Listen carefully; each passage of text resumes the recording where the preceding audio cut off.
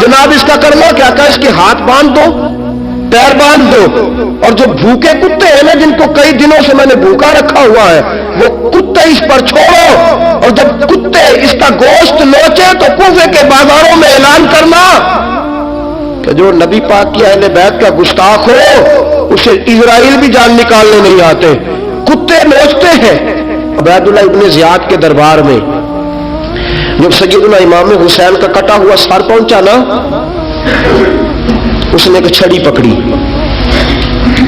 اور چھڑی پکڑ کے نا تو امام حسین کے لبوں پہ باندھنے لگا، کہنے لگا تجھے کہا تھا نا بات مان جا، کٹا ہوا سر تشت میں رکھا ہے، تجھے کہا تھا نا بات مان جا۔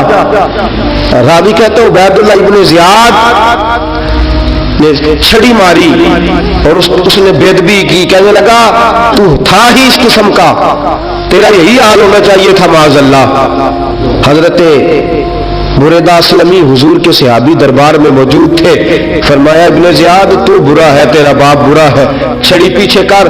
کئی بار میں نے ان لبوں کو مصطفیٰ کو بوسے دیکھے ہوئے دیکھا، پیچھے کر، پیچھے کر، ہٹا لے۔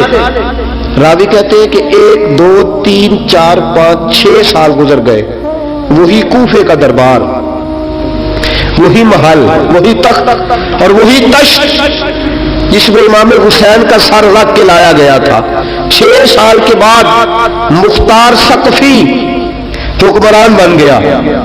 مختار ثقفی نے کہا کہ میں چن چن کے ماروں گا وہ بندے انہوں نے امام حسین کو قتل کیا تھا۔ 1 نہیں 2 نہیں 4 نہیں 6000 بندہ مارا اس نے چن چن کے۔ راوی کہتے ہیں کہ یہ ابن زیاد 30,000 فوج لے کے نہر فرات کے کنارے میدان کربلا کے سامنے آیا اور اس نے جہاد کیا۔ مختار ثقفی نے ابراہیم بن مالک کو بھیجا، فرمایا جاؤ قتل کر کے لاؤ۔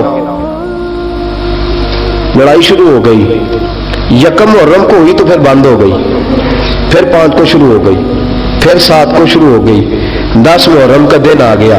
6 سال کے بعد وہی ظہر کا وقت آ گیا، وہی عبید اللہ ابن زیاد جس نے امام حسین رضی اللہ تعالیٰ عنہ کو قتل کروایا تھا، وہ گرا ہوا ہے اور زمین پہ گرا ہے۔ اس کی گردن پہ ابراہیم بن مالک نے پیر رکھا اور اس کی گردن کو کاٹ کے تشت میں رکھا، اور تشت میں رکھ کے جب اس نے کوفہ بھیجا، وہی تخت جس پہ عبید اللہ ابن زیاد نے بیٹھ کے امام حسین کے مبارک لبوں پہ چھڑی ماری تھی، اسی تشت پہ رکھ کے جب اسی عبید اللہ ابن زیاد کا سر سامنے رکھا تو کوفے کے اس دارالخلافہ کے ایک کونے سے ایک بابا بولا اور بول کے کہنے لگا لوگوں گواہ رہنا میرا رب بڑا عادل ہے، گواہ رہنا اللہ بڑا عادل ہے۔ چیختا ہے کونے سے پکارتا کہتا لوگوں عدل ہو گیا، انصاف ہو گیا، عدل ہو گیا، انصاف۔ دیکھو دیکھو جب حسین کا سر آیا تھا ابن زیاد نے گستاخی کی تھی تو کونے سے آوازیں نکلنے لگی تھی کہ زیاد برا ہے حسین اچھا ہے۔ آج ابن زیاد کا سر آیا ہے، آواز پھر کونے سے نکلی ہے، لیکن آواز کیا گونج رہی ہے؟ آواز پھر وہی گونج رہی ہے، زیاد ابن زیاد برا تھا، حسین کو اللہ نے بڑی عزت عطا فرما رکھی۔ مکافات عمل، مکافات عمل، اللہ غافل نہیں ظالم جو کام کرتے، اللہ غافل نہیں۔ 6 سال کے بعد وہی دن، وہی وقت، وہی گھڑی، وہی لمحہ، وہی سارا نظام، وہی دربار۔ انسان ڈرتا نہیں، انسان باز آتا، عبرت پکڑتا۔ ابن زیاد اس وقت کہتا تھا کہ میں جاؤں حسین کے پاس، یہ میں جو ہوتی ہے یہ مروا دیتی ہے۔ شیطان نے کہا تھا آنا خیر منہم، میں بہتر ہوں، بس ختم ہو گیا، ختم ہو گیا۔ ابن زیاد قتل ہوا، وہی تاریخ، وہی زمانہ، اللہ کریم نے اس کو ذلت کی موت دی، مرا، اور 30,000 فوج لے کے نکلا تھا، پھر بھی بچ سکا نہیں۔ یہ ابن زیاد کا حال ہوا۔ ابن سعد صحابی کا بیٹا تھا، نبی پاک علیہ السلام کے پیارے صحابی کا بیٹا تھا، جناب سعد بن ابی وقاص کی اولاد تھی۔ لیکن یاد رکھنا اگر ایک صحابی کا بیٹا یزید بن سکتا ہے تو دوسرے کا ابن سعد بھی بن سکتا ہے. اور صرف یوں ہی توجہ نہ کیا کرو, ابو جہل کا بیٹا بھی تو صحابی رسول بن گیا تھا نا. یخرج الحی من المیت ویخرج المیت من الحی. رب فرماتے ہیں میں زندوں سے مردے اور مردوں سے زندے نکال دیا کرتا ہوں. میں کبھی کبھی کعبے کے اندر بت بھی رکھوا دیتا ہوں. گھر میرا اور میرے ہی شریک اس گھر کے اندر راج کرتے رہتے, میری بے نیازی ہے, کچھ کا کچھ کر دیتا ہوں. ابن سعد مختار حکمران بنا تو مختار ثقفی نے ابن سعد کے بیٹے حفص کو بلایا. اور مزے کی بات یہ ہے کہ مختار جو بعد میں حکمران بنا نا, بڑی یاری تھی اس کی ابن سعد کے ساتھ. کتنے قاتلانہ امام حسین تھے وہ کوفہ چھوڑ کے بھاگ گئے, دوڑ گئے. اور ایک بات یاد رکھنا, ظالم بزدل ہوتا ہے, ظالم بزدل ہوتا ہے, اس کے اندر کوئی اطمینان نہیں ہوتا, تو ڈر لگتا. بھاگ گئے سارے کوفہ چھوڑ کے. لیکن ابن سعد نے کہا مختار میرا یار ہے, مجھے کچھ نہیں کہے گا. اس کے گھر والوں نے سمجھایا کہ تو دوڑ جا, تیرا تو ظلم بھی بہت زیادہ ہے, دوڑ جا تو. اس نے کہا نہیں میرا یار ہے, مجھے کچھ نہیں کہے گا. اس نے کہا تو نبی پاک کے نواسوں کا نہیں بنا تو تیرا یار تیرا بنے گا. تو رسول پاک علیہ السلام کے خاندان کا نہیں بنا, ان کا تو نے احترام نہیں کیا, یاری کا. اس نے کہا نہیں مجھے کچھ نہیں کہنے والا, تم چھوڑو اس بات کو. حفص کو پیغام بھیجا, بیٹا آیا. مختار نے کہا تیرا باپ کدھر ہے؟ تو نے کہا جی ابا جی اب باہر نہیں نکلتے, بس گھر کے کونے میں بیٹھ کے اللہ اللہ کرتے ہیں. اس نے کہا اچھا کیا کرتے ہیں؟ کہا جی گوشہ نشین ہو گئے. اس نے کہا اب تیرا باپ گوشہ نشین ہوا ہے؟ اب گوشہ نشین ہوا ہے. بھیڑیے سے لومڑی نے کہا کہ جاؤ شکار کر لو. تو بھیڑیا کہنے لگا, بوڑھا ہو گیا تھا نا, بھیڑیا کہنے لگا نہیں میں نیک ہو گیا ہوں, میں نے شکار کرنا چھوڑ دیا ہے, میں کسی جانور کو تنگ نہیں کرتا. تو لومڑی کہنے لگی نہیں بادشاہ سچی بات کر, اب تجھ سے دوڑا ہی نہیں جاتا, اب شکار پکڑا جاتا, اب تجھ سے دوڑا نہیں جاتا پکڑا. اب تیرے اندر آج بھی طاقت آئے تو کم کرے نہ, تو اب بھی چھوڑنے والا, اب تجھ سے دوڑا نہیں جاتا. ملا رومی فرماتے ہیں بوڑھا ہو کے تو بھیڑیا بھی نیک ہو جاتا ہے. کہاں کہ جاؤ تمہیں بلا رہا ہے.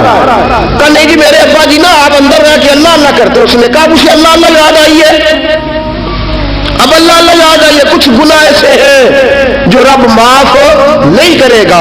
فرمایا وہ جتنی مرضی نمازیں پڑھے, جتنے مرضی روزے رکھے, جتنی مرضی نفل پڑھے, سارا کچھ کر لے, لیکن اللہ کبھی حسین کے گستاخ کو معاف نہیں کرے گا, کبھی نہیں معاف کرے گا. اس لیے کہ جو حسین کا بے ادب ہے وہ دراصل رسول پاک کا بے ادب ہے. اللہ اسے معاف کرے گا.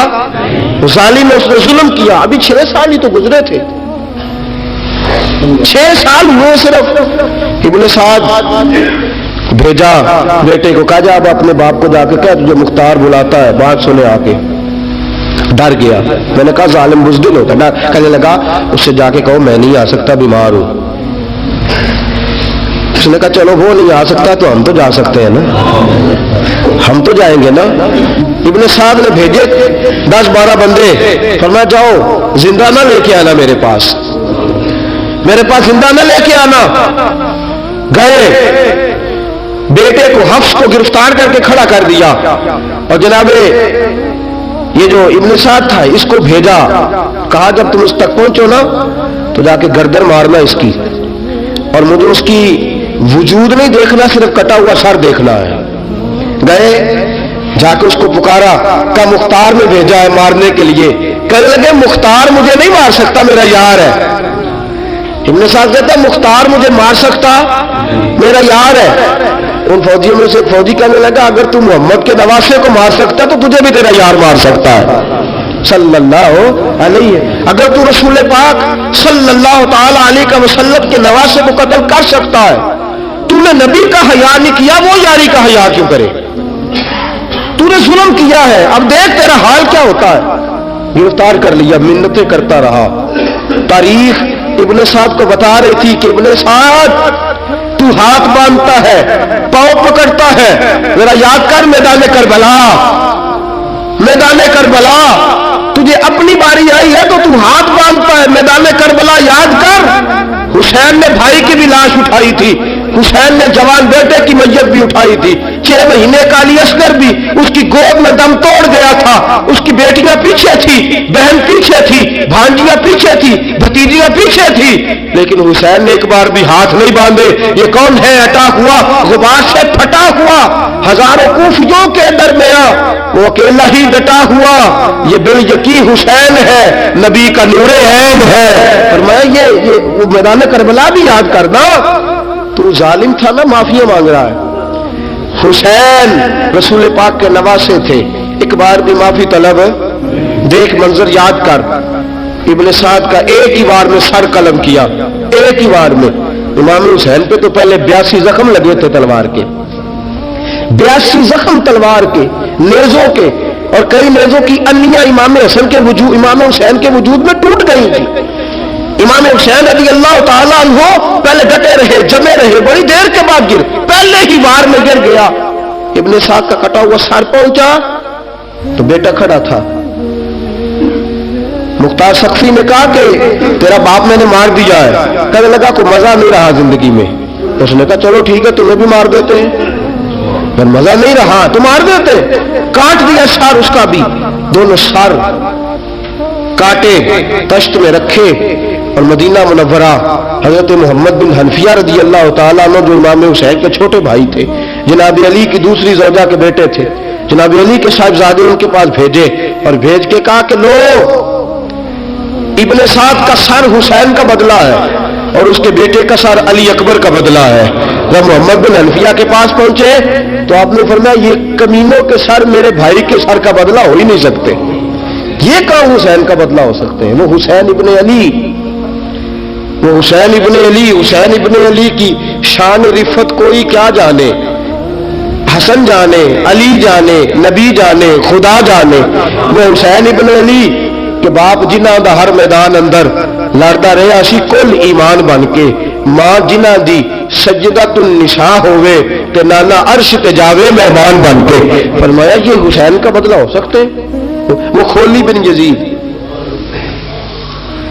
خولی بن یزید جس نے امام حسین کا سر کاٹا تھا. پتہ چلا نا, دیکھے نا امام حسین کو کتنے موقع ملے تھے کربلا سے جانے کے. پہلے موقع پر ہی اور بن یزید نے کہا کہ امام آپ جانا چاہیں تو میں رستے کھول دیتا ہوں, آپ تشریف لے جائیں. امام حسین نے فرمایا میں علی کا بیٹا ہوں, دوڑوں گا نہیں, میں دوڑوں گا نہیں, میں نہیں جانے والا.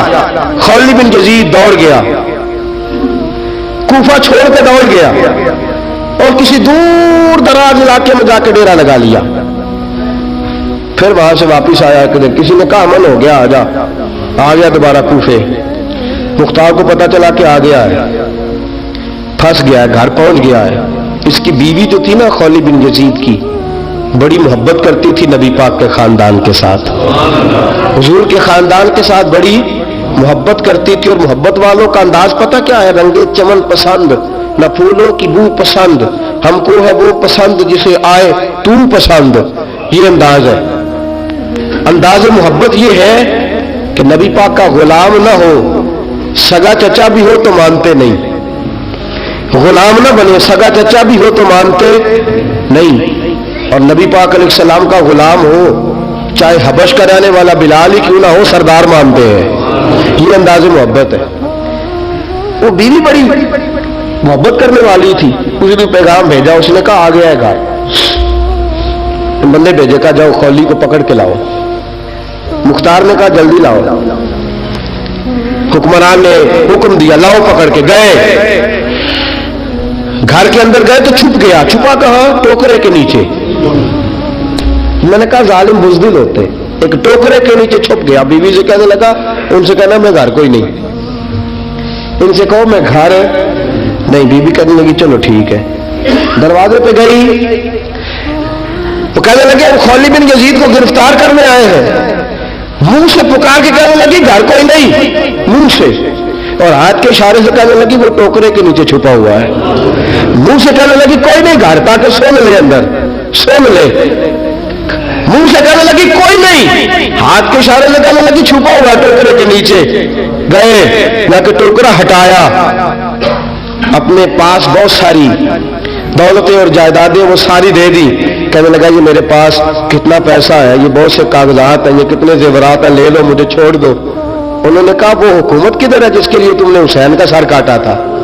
किधर है वो तुम्हारे तख्त, और किधर गई वो तुम्हारी सल्तनत है, और किधर गई वो तुम्हारी दौलत और इख्तिदार, और किधर है वो तुम्हारा असला जिसकी बुनियाद पर तुमने रसूल पाक का खून मैदान करबला में बहाया था, वो हमारे सामने लेके आ। कहने लगा ये थोड़े से नमाज जो मैंने इकट्ठे किए थे, ये दुनिया की गंदी दौलत, उसके लिए मैंने मैदान करबला में इमाम हुसैन का मुबारक सर, मुबारक तन से जुदा किया था, ले लो, मुझे छोड़ दो। उन्होंने कहा ना दुनिया में लोग तुझे छोड़ेंगे और ना अल्लाह ही तुझे क़यामत के दिन छोड़ेगा। गिरफ्तार करके लाए, गिरफ्तार करके लाए। मुख्तार ने कूफे के बाजारों के अंदर ऐलान किया कि आओ बाहर निकलो, तुम्हें बताओ। हुसैन इब्ने अली का खानदान गिरफ्तार करके इन्हीं कूफे की गलियों में फिराया गया था ना, यही घुमाया गया था, आओ तुम्हें दिखाऊं खुदा का इंतकाम और अल्लाह तबारक व तआला का इंसाफ तुम्हें दिखाऊं, आओ मैदानों में निकलो, घरों से बाहर आओ।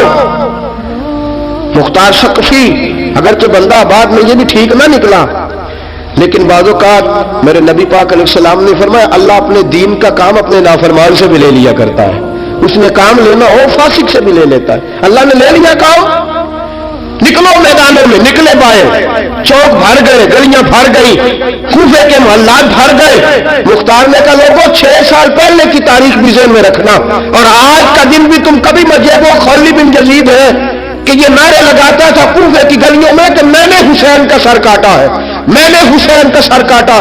तुम्हारे सामने खड़े, पूछो पूछो इससे। उससे पूछा भी तूने हुसैन का सर काटा? कहने लगा जी मैंने तो बिल्कुल नहीं काटा था, मैं तो इनाम के लिए नारे लगाता था, मैंने तो नहीं काटा। उसने कहा चलो अभी करते हैं तेरा बंदोबस्त। जख्म लगाए, जख्म लगाए, तलवार के साथ इसके वजूद पर जख्म लगाए, और जब निढाल हो गया, खून बह गया, जमीन पे गिर गया, तो मुख्तार ने कहा इसके वजूद को आग लगा दो, जिंदा को जला दो। जब वो जल रहा था, राख उड़ रही थी, लोग कह रहे थे कि देखो याद रखना अल्लाह ने रस्सी ढीली कर दी थी, अब रब ने रस्सी खींची है, तो देखो खुदा से बड़ा किसी का इंसाफ नहीं है। किस अंदाज में इमाम हुसैन के कातिल को शिमर जिल जौशन, मैंने कहा था 10 मुहर्रम के दिन जब मुख्तार के लोग इसके पीछे भागे तो मदीना मुनव्वरा तक गया, हजरत इमाम ज़ैनुल आबिदीन से भी मिला, उन्होंने पानी भी पिलाया, पानी भी पिलाया। कहने लगा इमाम साहब लगता है आपने मुझे पहचाना नहीं। फरमाया मेरा सारा घर उजाड़ दिया, मैं तुझे भूल सकता हूं? कहा फिर पानी क्यों पिलाया है? फरमाया बंद करना तुम्हारा काम है और दुश्मनों को पिला देना ये हमारे खानदान का रिवाज है। फरमाया मैंने मेरा सारा घर उजाड़ दिया, तुझे कभी भूल सकता हूं? भूल ही नहीं सकता। लेकिन चूंकि हमारे घर का कोई मिजाज ही थोड़ा मुनफरद है, हमारा कोई अंदाज ही थोड़ा मुख्तलिफ है। शिमर दौड़ता इमाम ज़ैनुल आबिदीन से कहने लगा पनाह, मुझे पनाह मिलेगी? आपने फरमाया जैसे अल्लाह पनाह ना दे उसे बंदा भी नहीं दे सकता।